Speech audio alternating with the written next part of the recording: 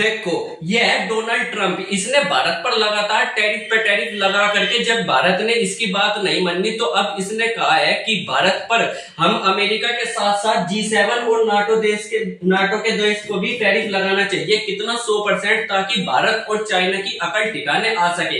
अब G7 क्या है? G7 7 देशों का एक ग्रुप है, जिसमें से कौन कौन से? Canada, France, Germany, Italy, Japan, United kingdom और यूनाइटेड स्टेट है। अब ये जो 7 देश है ये बड़े ही ताकतवर देश है, पर यहाँ पर देखा जाए तो भारत भी तो एक ताकतवर देश है, तो वो इसमें क्यों नहीं है? क्योंकि जिस समय पर ये ग्रुप बनाया गया था उस समय के 7 सबसे बड़े, सबसे ताकतवर देशों का चुन करके ये ग्रुप बना था, और भारत अभी ताकतवर हुआ है। पहले भारत की इतनी ताकत नहीं थी। इसके अलावा नाटो क्या है? नाटो भी 20 कंट्री का एक ग्रुप है, जो क्या है, इसके चमचे की तरह जैसे कंट्री है, जो अमेरिका को क्या मानते हैं? अमेरिका को अपना गुरु मानते हैं, अपना सब कुछ मानते हैं। जैसा अमेरिका कहेगा नाटो की कंट्री वैसा ही चलती है। अब ये क्या कह रहा है कि G7 को और नाटो को कि 100% का टैरिफ लगाया जाए किस पर? भारत और चाइना पर। अब ये क्यों कह रहा है ऐसा? क्योंकि भारत के मोदी जी और इधर से चाइना के शी जिनपिंग ने इनकी बात को सीरियसली नहीं लिया।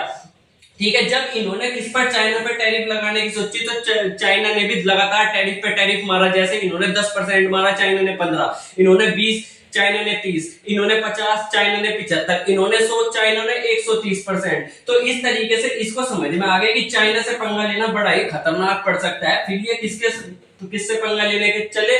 मोदी जी से। और मोदी जी पर इन्होंने टैरिफ लगा दिया और हमारे मोदी जी ने कुछ भी नहीं बोला। नहीं तो जैसे ही अमेरिका ने टैरिफ लगाया था, भारत को भी अमेरिका पे टैरिफ लगाना था, और इसी वजह से मोदी जी ने कुछ नहीं बोला। इसी वजह से ये बुढ़ाऊ क्या है, ये थोड़ा और ताकतवर अपने आप को महसूस कर रहा है, क्योंकि मोदी जी ने, इंडिया ने कुछ नहीं बोला। जबकि चाइना के सामने अब इसकी बोलती नहीं खुली, चाइना से ये लड़ ही नहीं सकता, चाइना से अब ये बात नहीं कर सकता, चाइना से टैरिफ नहीं खेल सकता। भारत से खेल लगा, क्योंकि भारत की सरकार कुछ बोल ही नहीं रही, पता नहीं क्यों नहीं बोल रही।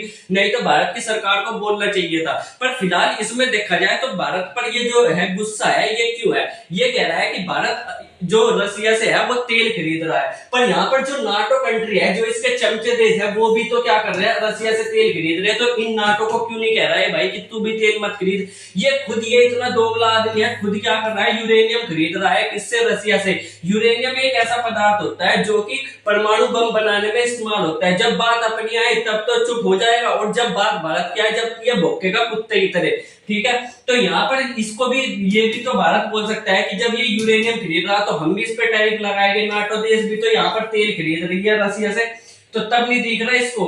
पर यहाँ पर इसको क्या करना है? भारत को घेरना है। भारत की भी गलती है कि भारत एक ताकतवर देश लगातार बन रहा है, पर अभी बना नहीं है, क्योंकि भारत के पॉलिटिशियन जरा सा भी देश को तवज्जो नहीं देते। सारे के सारे उनके पॉलिटिशियन के बच्चों को तो भेज देंगे बाहर दूसरे देशों में पढ़ने के लिए, और भारत के देश जो लोग हैं उनको उलझा देंगे धर्म में, ताकि उनकी गलती ना दिख सके। नहीं तो भारत की सरकार को करना चाहिए, जितने भी सारे ऐप है इस समय पे, जितने भी सारे ऐप है, जैसे फेसबुक है, व्हाट्सएप है, इंस्टाग्राम है, ये सारे के सारे ऐप को भारत में ही बनाना चाहिए। भारत के ऐप भारत के अंदर ही चलेंगे, जैसे चाइना के अंदर है।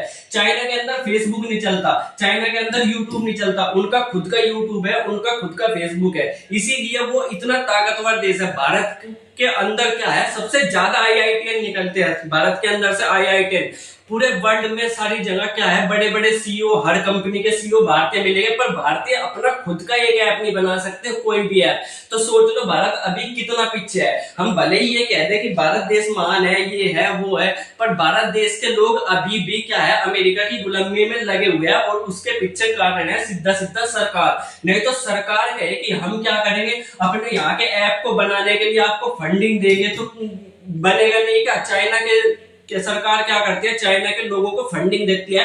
जब भी ऐप जैसी कोई चीज बनानी होती है, टेक्नोलॉजी चाहिए होती है, भारत के जनता कुछ भी कर सकती है, कुछ भी बना सकती है, बस उनको टेक्नोलॉजी दे दो। टेक्नोलॉजी जैसे ही दोगे, वो क्या करेगी? एकदम से लगातार चीजों पे चीजें बनाती जाएगी। जैसे कि LED बल्ब, एक समय पे LED बल्ब की कीमत कितनी थी? 300-400 रुपए थी भारत के अंदर, और आज वही एलईडी बल्ब 25-25 रुपए में मिलता है। क्यों? क्योंकि उस समय पे भारत के अंदर टेक्नोलॉजी नहीं थी एलईडी बल्ब बनाने की। जैसे ही भारत के अंदर टेक्नोलॉजी आई एलईडी बल्ब बनाने की, लगातार सबने एलईडी बनाना शुरू कर दिया और वही चीज सस्ती होगी। ऐसे ही बस टेक्नोलॉजी, सरकार का काम होना चाहिए कि टेक्नोलॉजी पर कुछ काम कर ले, बाकी की सारी चीजें भारत की जनता संभाल लेगी।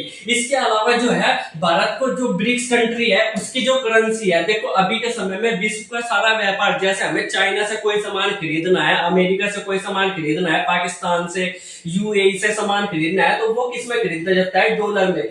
तो डॉलर ही एक ऐसी करेंसी है जो वर्ल्ड वाइड चलती है। हमारा जो रुपया है ना, रुपया आप देखते हो वो भारत के बाहर कोई लेता नहीं, उसको भारत के बाहर कोई पूछेगा भी नहीं। पर डॉलर ऐसा है कि भारत के बाहर हो चाहे भारत के अंदर हो, हर जगह उसकी इमेज है। तो ऐसे ही एक करेंसी बनाने वाले हैं ब्रिक्स कंट्री क्या है? 5 देशों का एक समूह है जिसमें से रसिया भी है, चाइना भी है और इंडिया भी है। अब ये 5 देश मिलकर के क्या चाह रहे हैं कि एक करेंसी बनाई जाए जो डॉलर का मुकाबला करे। और अगर ये करेंसी भारत बनवा देता है, भारत ही इसमें रुकावट बन रहा कि नहीं अभी नहीं बनानी चाहिए, जब अमेरिका खुल के दुश्मनी ले रहा तो भारत को भी खुल के दुश्मनी लेनी चाहिए। भारत को ये करेंसी बनानी चाहिए, और जैसी ये करेंसी बनेगी तो डॉलर पे से डिपेंडेंसी खत्म होगी और यहाँ पर अमेरिका और ज्यादा बौखलाएगा तो बौखलाने दे। इससे भारत को फायदा ये होगा कि ये जो करेंसी होगी इसमें भारत की करेंसी यानी कि रुपए का भी लेन देन होगा।